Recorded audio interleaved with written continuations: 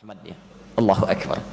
Saking kasihnya Allah kepada seluruh hambanya, betapapun ada yang berbuat salah, maka Allah sampaikan ini bagian dari kemanusiaan. Walaupun saya, kata Allah, tidak ciptakan salah supaya manusia berbuat salah, tapi supaya menyadari bahwa dia manusia, belajar dari kesalahan untuk berbuat lebih baik lagi. Tapi saking sayangnya Allah, jangan sampai manusia larut dalam kesalahan. Sebelum kembali kepada Allah, catat kalimat ini, sebelum kembali kepada Allah, seluruh manusia diberi peluang untuk Allah untuk memperbaiki dirinya. Diberi peluang oleh Allah untuk memperbaiki dirinya, kembali pada kemuliaannya, menghadap kepada Allah dalam keadaan terbaiknya. Karena itulah Allah firmankan dalam Al-Quran surah ke-29 ayat ke-69. Perhatikan kalimatnya, walladzina jahadu fina lanahdiyannahum subulana. Dan orang-orang yang mau berubah jadi lebih baik, matanya pernah memandang yang salah, sekarang ingin jadi lebih baik. Lisannya pernah bicara yang keliru, sekarang ingin berubah lebih baik. Kakinya melangkah pada yang tidak baik, sekarang ingin kembali pada jalan yang benar. Tangannya pernah berbuat curang, sekarang ingin kembali pada kebaikan. Kata Allah, kalau dia mau serius berubah, kami berikan petunjuk jalan untuk kembali kepada kami. Perhatikan hadirin, ayat ini sekaligus menegaskan tidak ada satupun makhluk di muka bumi ini sepanjang bernama manusia yang pernah berbuat salah kecuali diberikan jalan oleh Allah untuk kembali lebih baik. Jadi kalau ada di antara kita kembali pada Allah jadi tidak baik, itu yang salah bukan Allah, Anda sendiri. Bahkan Quran mengisyaratkan tidak ada manusia yang tidak mendapatkan hidayah. Yang ada adalah orang yang diberikan hidayah tapi dia tidak mau mengambilnya. Silakan tunjukkan pada kami manusia mana yang tidak mendapat kesempatan dari Allah Subhanahu wa taala untuk berubah jadi lebih baik. Selevel Firaun. Lihat Firaun, manusia paling durjana. Dia mengaku Tuhan, ana rabbukumul a'la. Hobinya sembelih orang, yuzabbihuna abna'akum wa yastahyuna nisa'akum. Al-Baqarah ayat ke-49. Kata-katanya begitu kasar, menantang Musa alaihi salam. Saking sayangnya Allah dengan sifat keadilannya, berlaku untuk seluruh hambanya. Tak peduli apakah dia Fir'aun ataukah dia Qarun. Allahu Akbar. Quran surah ke-20 Taha ayat 43 sampai dengan 44. Saking berlakunya keadilan Allah bagi seluruh hambanya, dikirimkan langsung dua nabi kepada dirinya. Idhaba ila Fir'aun innahu tagha. Musa dan Harun pergilah kepada Fir'aun, dia mulai menyimpang. Hadirin perhatikan, pengaku Tuhan, hobi bunuh orang, menantang Nabi, masih dikirimkan oleh Allah hidayah supaya dia kembali. Satu orang, dua Nabi. Anda sampai kiamat cuma satu Nabi, nggak pernah berjumpa, dapat hidayah, alhamdulillah. Seburuk-buruknya Fir'aun dikirimkan dua Nabi oleh Allah untuk dia supaya kembali. Dan yang paling menarik ayat 44-nya, faqula lahu qawlan layyina la'allahu yatadhakkaru aw yakhsha. Katakan dengan lembut, dan dengan kelembutan itu boleh jadi dia mulai sadar dan mulai takut kepada Allah Subhanahu wa taala. Selevel Firaun yang paling buruk saja Allah kirimkan dua nabi supaya dia berubah, dan difirmankan pada dua nabi itu katakan yang lembut-lembut, yang baik-baik. Allahu Akbar. Hadirin, Qarun diberikan hidayah. Quran surah ke-28 ayat 76 sampai dengan ayat 80-nya. Tapi apa persoalannya? Mohon maaf, Allah kirimkan dua nabi, Allah tampakkan mukjizatnya, Allah sampaikan dengan penuh kelembutan, kurang apa lagi? Persoalannya bukan Qarun nggak dapat, bukan Firaun tidak meraihnya, tapi keduanya menolaknya. Lantas Allah tawarkan kepada Anda, hei yang tidak pernah mengaku Tuhan, hei yang hadir di tempat ini, di rumah Allah ini, tidak ada di antara kita yang tidak pernah berbuat salah. Lisan Anda pernah keliru, Anda manusia. Tangan Anda pernah keliru, Anda manusia. Kaki Anda pernah keliru, Anda manusia. Kecuali Anda malaikat yang tidak punya peluang berbuat salah. Quran surah ke-66 ayat yang ke-6, la ya'sunallaha ma amarahum wa yaf'aluna ma yu'marun. Malaikat tidak ada peluang berbuat salah, tapi Anda manusia. Anda pernah salah. Orang soleh sekarang belum tentu dia punya masa lalu yang baik. Mungkin aibnya Allah tutup supaya dia bisa mendekat kepada Allah dalam kebaikan. Beruntung aib Anda dibuka supaya Anda bisa berubah dengan lebih baik, belajar dari situ, dan ditutup oleh Allah Subhanahu wa taala di akhirat nanti. Jadi kalau Anda tidak pernah berlaku seperti Firaun, tidak mengaku Tuhan, tidak menantang Nabi, tidak pernah hobi bunuh orang, lantas kemudian Anda ingin ikut-ikutan seperti Firaun, Anda siapa? Terlambat Anda, keterlaluan. Karena itulah hadirin, ada peluang bagi kita di Jumat ini untuk kembali kepada Allah Subhanahu wa taala. Quran surah ke-4 An-Nisa ayat yang ke-100, posisi paling kiri sebelah bawah. Pernah ada orang bunuh 100 orang. Hobinya melakukan tindakan kriminalitas. Mabuk tak terlukiskan. Zina dia kerjakan.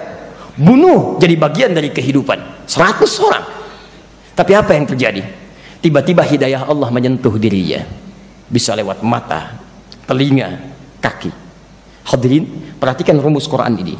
Jika Allah sudah tampakkan lesatan di hati Anda, getaran di jiwa Anda lewat unsur-unsur ini bentuk tanda sayang Allah yang pertama kepada Anda. Anda bisa saja salat Jumat di tempat lain, tapi siapa yang mengantarkan Anda hadir ke sini? Anda bisa melihat orang-orang ke masjid, padahal Anda bisa menempuh jalan yang lain. Tapi kenapa tiba-tiba Anda lewat jalan situ melihat orang ke masjid?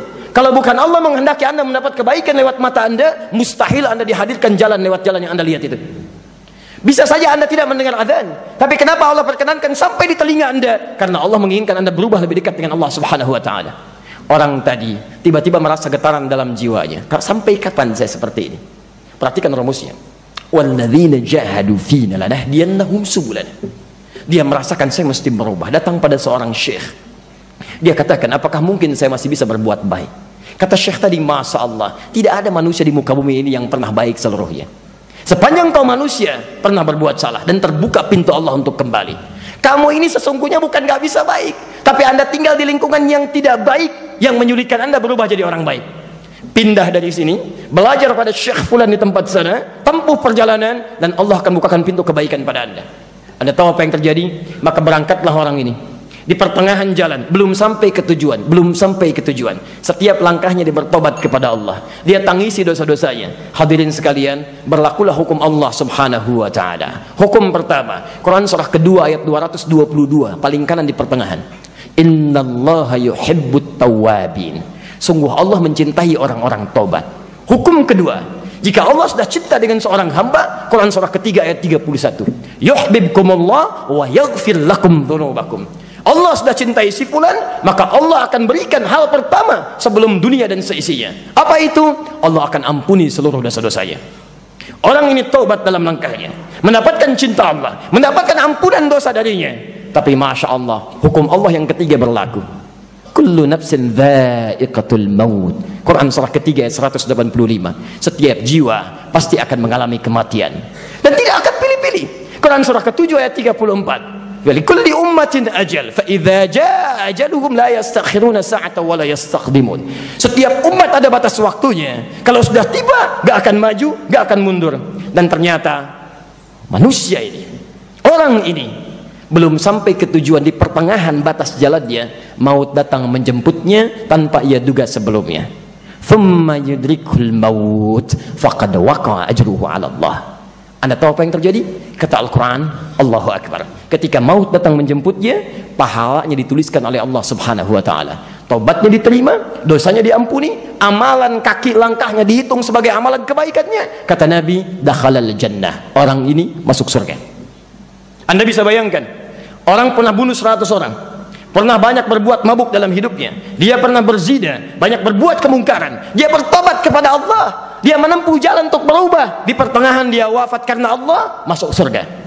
Anda nggak pernah bunuh orang, gak ada di antara Anda mabuk tiap hari, gak ada di antara Anda hobi berzina, gak ada di antara Anda berbuat maksiat seperti orang tadi. Dan berita baiknya, Anda sudah sampai ke masjid ini, Anda dengarkan khutbah, Anda menyimak kalimatnya, ada tawaran dari Allah, cinta yang ditawarkan pada Anda semua. Kalau dengan semua ini belum membuat Anda berubah, Allah mesti memberikan apa kepada Anda mulai hari ini untuk berubah kepada Allah Subhanahu wa taala. Kalau orang tadi bisa masuk surga, masa Anda tidak? Jadi kalau Anda tidak masuk surga, kata Nabi, bukan karena Allah yang keliru, illa man aba, tapi karena Anda yang abai dan enggan untuk mendapatinya. Karena itulah hadirin, ketika Allah mengisahkan isyarat kisah tadi, maka membuka peluang bagi kita semua untuk meniru keteladanan-Nya. Perhatikan kalimatnya. Wa may yakhruj min baitihi muhajiran ila Allahi wa rasuli thumma yudrikul maut faqad waqa'a ajruhu 'ala Allah. Dan siapapun yang mau mengikuti jejak langkah orang tadi, lalu dia mau berubah mendekat kepada Allah dan Rasulnya, lalu dia kemudian baru keluar untuk berubah, tiba-tiba maut datang menjemputnya, saya jamin, kata Allah, saya akan ampuni dosa-dosanya, saya akan terima amalnya seperti saya terima amalan orang-orang terdahulu. Hadirin, kita tidak tahu kapan kita kembali kepada Allah Subhanahu wa taala. Siapapun Anda yang punya kedudukan, yang punya harta melimpah, pekerja biasa, maut tidak akan pernah peduli ketika dia datang menjemput Anda. Karena itu kami memberikan nasihat mulai di Jumat ini. Mari kita jadikan sebagai Jumat perubahan dalam hidup kita. karena tidak tahu kita kapan kembali kepada Allah Subhanahu wa taala. Sehebat apapun Anda ketika menghadapi kematian, maka tidak kuasa dengan segala apa yang Anda miliki untuk menolaknya. Karena itu bertobatlah kepada Allah Subhanahu wa taala. Perbaiki diri kita, karena tidak ada manusia yang sempurna. Setiap orang pasti pernah berbuat kekeliruan, dan di antara orang terbaik adalah orang yang mau kembali kepada kebaikan setelah sadar dengan keburukan yang pernah ia perbuat. Barakallahu li wa lakum fil Qur'anil azim wa nafa'ani wa iyyakum bima fihi minal ayati wa dzikril hakim wa taqabbala minni wa minkum tilawatahu innahu huwas samiul alim. Ud'u Allah yastajib lakum jami'an.